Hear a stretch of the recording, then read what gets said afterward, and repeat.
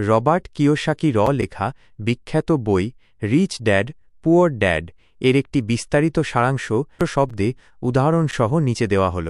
এই সারাংশটি বইটির মূল শিক্ষাগুলো এবং লেখকের দর্শনের ওপর আলোকপাত করবে। রিচ ড্যাড পুয়ার ড্যাড আর্থিক স্বাধীনতার পথে এক নতুন দৃষ্টিভঙ্গি। রবার্ট কিওসাকি লেখা রিচ ড্যাড পুয়ার ড্যাড বইটি কেবল একটি আর্থিক বই নয়, বরং এটি আর্থিক স্বাধীনতা অর্জনের জন্য একটি দিক নির্দেশনা। বইটি প্রচলিত শিক্ষা ব্যবস্থা এবং আর্থিক চিন্তাভাবনার বাইরে গিয়ে আমাদের শেখায় কিভাবে টাকা এবং সম্পদ নিয়ে ভিন্নভাবে চিন্তা করতে হয়। কিওসাকি তার নিজের জীবনের দুটি ভিন্ন চরিত্রের মাধ্যমে এই শিক্ষা তুলে ধরেছেন।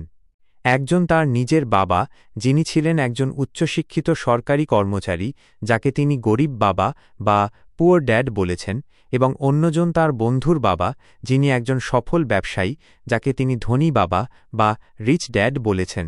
এই দর্শন কিভাবে তার জীবনকে প্রভাবিত করেছে সেটাই এই বইয়ের মূল উপজীব্য। প্রথম শিক্ষা: ধনীরা টাকার জন্য কাজ করে না। বইটির সবচেয়ে গুরুত্বপূর্ণ শিক্ষা হল গরিব এবং মধ্যবিত্তরা টাকার জন্য কাজ করে, কিন্তু ধনীরা টাকাকে দিয়ে কাজ করায়। গরিব বাবা সবসময় বলতেন, ভালো করে পড়াশোনা করো, ভালো চাকরি পাবে এবং নিরাপদ জীবনযাপন করবে। তিনি একটি নির্দিষ্ট বেতনের জন্য নিজের সময় এবং শ্রম বিক্রি করতেন। অন্যদিকে ধনী বাবা কিওসাকিকে শেখান যে চাকরি করে বা অন্যের অধীনে কাজ করে কখনো প্রকৃত অর্থে ধনী হওয়া যায় না। ধনীরা এমন সম্পদ তৈরি করে যা তাদের জন্য প্যাসিভ ইনকাম বা নিষ্ক্রিয় আয় তৈরি করে। এই আয় তাদের সরাসরি কাজ না করেও টাকা এনে দেয়। উদাহরণ: একজন চাকরিজীবী সকালে ৯টা থেকে সন্ধ্যা ৫টা পর্যন্ত কাজ করে বেতন পান।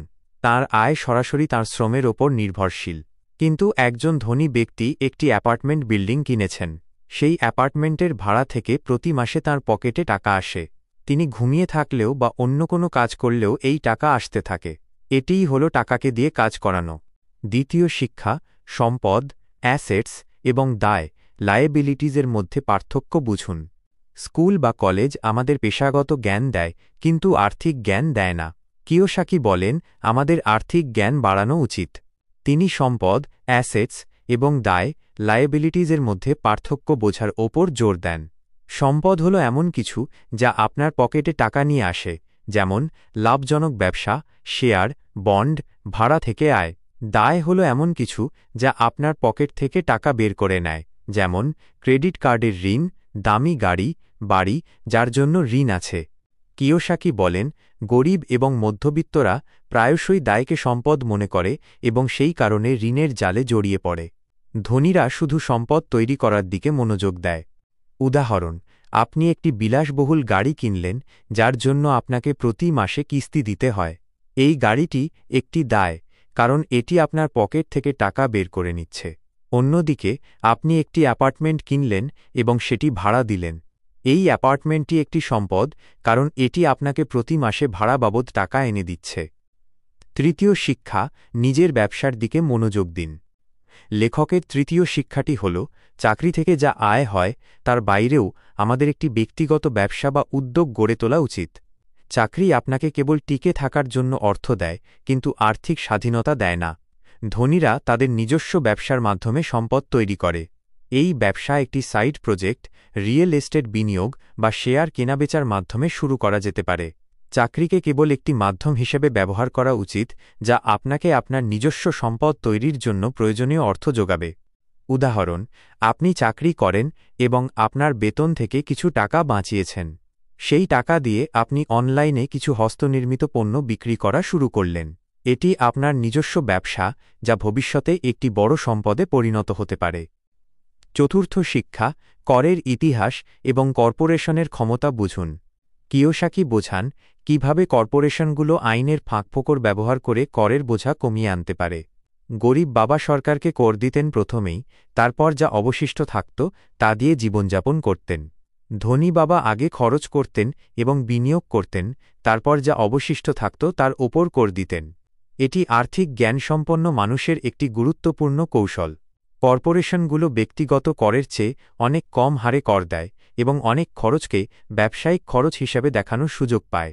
পঞ্চম শিক্ষা: ধনীরা টাকা তৈরি করে। ধনীরা কেবল টাকা উপার্জন করে না, বরং তারা টাকা তৈরি করার ক্ষমতা রাখে। কিয়োসাকি এই ধারণাটি বোঝাতে বলেন যে অর্থ উপার্জনের জন্য নতুন ধারণা বা সুযোগ তৈরি করার ক্ষমতাকে কাজে লাগানো উচিত। এই ধরনের মানুষ ঝুঁকি নিতে ভয় পায় না এবং তারা সমস্যার সমাধান খুঁজে বের করে। তারা শুধু বাজার দেখে না, বরং বাজার তৈরি করে। উদাহরণ: একজন উদ্ভাবক একটি নতুন সফটওয়্যার তৈরি করলেন যা হাজার হাজার মানুষের সমস্যার সমাধান করে। তিনি এটি বিক্রি করে প্রচুর অর্থ উপার্জন করেন এবং একটি নতুন বাজার তৈরি করেন। ষষ্ঠ শিক্ষা: শেখার জন্য কাজ করুন, টাকার জন্য নয়। বইটির শেষ এবং অন্যতম গুরুত্বপূর্ণ শিক্ষা হল টাকার জন্য চাকরি না করে শেখার জন্য কাজ করা। কিয়োসাকি বলেন, একটি ভালো বেতনের চাকরি খোঁজা আর্থিক স্বাধীনতার একমাত্র পথ নয়, বরং এমন কাজ করা উচিত যেখানে আপনি নতুন কিছু শিখতে পারবেন, যেমন বিক্রয় কৌশল, মার্কেটিং, যোগাযোগ এবং নেতৃত্ব দেওয়ার দক্ষতা। এই দক্ষতাগুলো আপনাকে ভবিষ্যতে একজন সফল উদ্যোক্তা বা বিনিয়োগকারী হতে সাহায্য করবে। উদাহরণ: একটি বিক্রয় কর্মী হিসেবে কাজ করার সময় আপনি শুধু বেতনই পাচ্ছেন না, বরং মানুষের সাথে যোগাযোগ করা এবং পণ্য বিক্রি করার গুরুত্বপূর্ণ কৌশলও শিখছেন। এই দক্ষতা ভবিষ্যতে আপনার নিজের ব্যবসার জন্য অত্যন্ত মূল্যবান হবে। উপসংহার: রিচ ড্যাড পুওর ড্যাড বইটি প্রচলিত চিন্তাভাবনাকে চ্যালেঞ্জ জানায় এবং পাঠককে শেখায় কিভাবে চাকরিজীবী মানসিকতা থেকে বেরিয়ে এসে বিনিয়োগকারী এবং উদ্যোক্তার মানসিকতা তৈরি করতে হয়। এটি শুধু সম্পদ উপার্জনের কথা বলে না, বরং শেখায় কিভাবে আর্থিক ঝুঁকি মোকাবেলা করতে হয়, কিভাবে আর্থিক জ্ঞানকে কাজে লাগাতে হয় এবং কিভাবে নিজের জন্য সম্পদ তৈরি করতে হয়। এটি একটি নতুন জীবন দর্শন যা আর্থিক স্বাধীনতার মাধ্যমে জীবনের ওপর নিয়ন্ত্রণ প্রতিষ্ঠা করতে শেখায়।